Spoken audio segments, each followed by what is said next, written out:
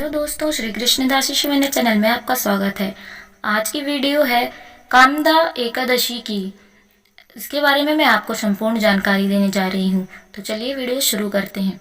कामदा एकादशी को सबसे शुभ दिनों में से एक माना जाता है। अधिकांश भक्त धार्मिक और आध्यात्मिक गतिविधियों में शामिल होते हैं। इस दिन भक्त कठोर उपवास रखते हैं। एकादशी का दिन भगवान विष्णु को समर्पित है। यह महीने में 2 बार आती है, एक शुक्ल पक्ष में और दूसरी कृष्ण पक्ष में। रामनवमी के बाद आने वाली ये एकादशी दुख और दरिद्रता को दूर करती है और कामनाओं को पूरा करती है। इसके व्रत के प्रभाव से जाने अनजाने हुए पाप भी कट जाते हैं। ऋग पंचांग के अनुसार चैत्र मास के शुक्ल पक्ष की एकादशी तिथि को यानी 1 अप्रैल 2023 को कामदा एकादशी मनाई जाएगी। आइए जानते हैं शुभ मुहूर्त। कामदा एकादशी शुभ मुहूर्त। इस वर्ष कामदा एकादशी 1 और 2 अप्रैल को मनाई जाएगी। कामदा एकादशी 2023 के महत्वपूर्ण समय इस प्रकार हैं। एकादशी तिथि प्रारंभ 1 अप्रैल 2023 दिन शनिवार 1:58 AM से। एकादशी तिथि समाप्त 2 अप्रैल 2023 रविवार 4:19 AM तक। पारण का समय 2 अप्रैल रविवार दोपहर 1:40 से शाम 4:10 तक। वहीं जो लोग 2 अप्रैल को व्रत रख रहे हैं वे 3 अप्रैल 2023 की सुबह 6:09 के बाद कभी भी व्रत का पारण कर सकते हैं। कामदा एकादशी का महत्व।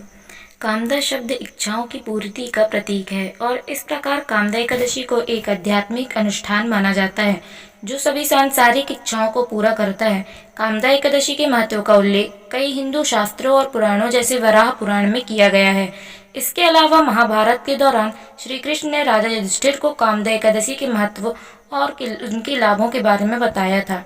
ऐसा माना जाता है कि कामदा एकादशी का व्रत व्यक्ति को अपने गुणों को पुनः प्राप्त करने और सुधारने में मदद करता है। इसके अलावा यह भक्तों और उनके परिवारों को सभी श्रापों से बचाता है। यदि भक्त इस दिन उपवास रखता है तो ब्राह्मण की हत्या सहित सभी पापों को क्षमा किया जा सकता है। यह भी माना जाता है कि अगर विवाहित जोड़े कामदा एकादशी का व्रत करते हैं तो उन्हें संतान की प्राप्ति हो सकती है। यह व्रत भक्त को मोक्ष प्राप्त करने और भगवान विष्णु के निवास स्थान बैकुंठ धाम तक पहुंचाने में मदद करता है। आइए जानते हैं कामदा एकादशी व्रत की विधि। एकादशी के दिन साधक को ब्रह्म मुहूर्त में उठकर स्नान आदि करके श्री विष्णु की मूर्ति या तस्वीर स्थापित करें। इसके बाद एकादशी व्रत का संकल्प लें। भगवान विष्णु और लक्ष्मी माता की पूजा अर्चना करें। उन पर चंदन, फूल, फल और धूप अर्पित करना चाहिए। पूरे दिन समय समय पर भगवान विष्णु का स्मरण करें। कामदा एकादशी का व्रत चैत्र शुक्ल पक्ष की दशमी से शुरू होता है। इस तिथि को सूर्यास्त से पूर्व एक ही समय भोजन करना चाहिए। उपवास एकादशी के सूर्योदय से लेकर अपने अगले दिन के सूर्योदय तक यानी द्वादशी तक 24 घंटे की अवधि तक जारी रहता है। अगले दिन ब्राह्मण को भोजन और कुछ दक्षिणा देने के बाद व्रत का पारण करें। श्री विष्णु के वैदिक मंत्रों और भजनों का भी जाप करते हैं। विष्णु सहस्त्र नाम जैसे धार्मिक ग्रंथों को पढ़ें और कामदा एकादशी व्रत का कथा का श्रवण जरूर करें। कामदा एकादशी 2023 व्रत पारण कैसे करें तो चलिए जानते हैं इसके बारे में भी। कामदा एकादशी 1 अप्रैल 2023 गृहस्थ जीवन यापन करने वाले व्रत करें। तो इस दिन व्रत रखने वाले 2 अप्रैल 2023 को दोपहर 1:40 से शाम 4:10 तक व्रत का पारण कर सकते हैं। कामदा एकादशी 2 अप्रैल 2023 को रखने वाले वैष्णव संप्रदाय साधु संत व्रत करेंगे। तो दूजी एकादशी के दिन व्रत रखने वाले 3 अप्रैल 2023 को सुबह 6:09 से सुबह 6:24 तक व्रत का पारण करेंगे। अब जानते हैं कामदा एकादशी के दिन क्या करें। कामदा एकादशी का व्रत फलाहार और निर्जल दोनों तरीके से रखा जाता है। सूर्योदय से अगले दिन व्रत पारण तक मान्यता अनुसार एकादशी का व्रत रखें। स्नान के पश्चात सुबह श्री हरि का अभिषेक और पूजन करें। इस दिन व्रती दोपहर में सोएं नहीं, साथ ही रात्रि जागरण कर भगवान नारायण का स्मरण करें। चलते हैं कामदा एकादशी व्रत की कथा की तरफ। तो दोस्तों, पौराणिक कथाओं के अनुसार एक समय की बात है जब भोगीपुर राज्य में राजा पुंडरीक नामक शासक रहा करता था। इस राजा का राज्य धन, सुख, समृद्धि और ऐश्वर्य से परिपूर्ण था। इसी राज्य में एक प्रेमी युगल रहता था और उनका नाम ललित और ललिता था।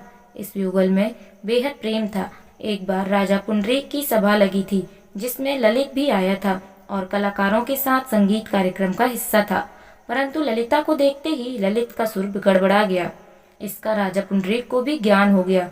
राजा ने क्रोध में आकर ललित को राक्षस बनने का श्राप दे दिया और ललित जंगल की ओर भाग गया। ललित के पीछे पीछे ललिता भी भागी और विंध्याचल पर्वत पर पहुंच गई। यहाँ ललिता को श्रृंगी ऋषि का आश्रम मिला।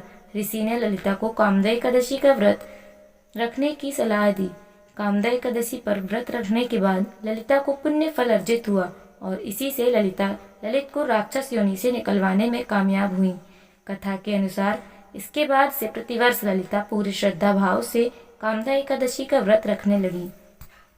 तो दोस्तों, ये थी हमारी कामदा एकादशी व्रत की संपूर्ण जानकारी।